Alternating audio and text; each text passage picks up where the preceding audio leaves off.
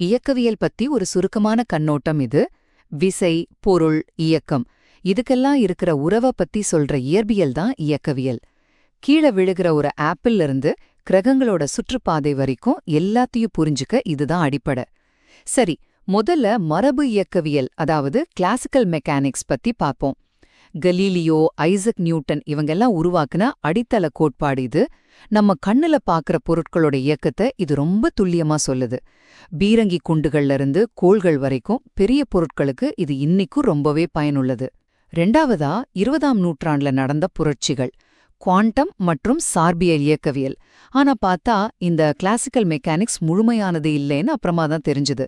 ஏன்னா ரொம்ப சின்ன துகள்கள், அதாவது அணுக்கள், உப அணுக்கள் இதோட இயக்கத்தை புரிஞ்சுக்க நமக்கு குவாண்டம் மெக்கானிக்ஸ் தேவைப்பட்டுச்சு.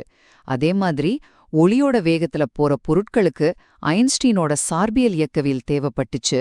இறுதியா இந்த கோட்பாடுகள் எல்லாம் ஒன்னோட ஒன்னு சம்பந்தப்பட்டதுதான்.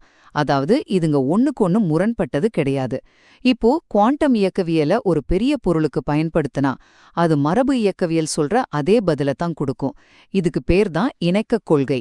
ஒவ்வொரு கோட்பாடும் பிரபஞ்சத்தோட ஒரு குறிப்பிட்ட சூழலுக்கு இல்லனா ஒரு குறிப்பிட்ட அளவுக்கு பொருந்தது, அவ்வளவுதான்.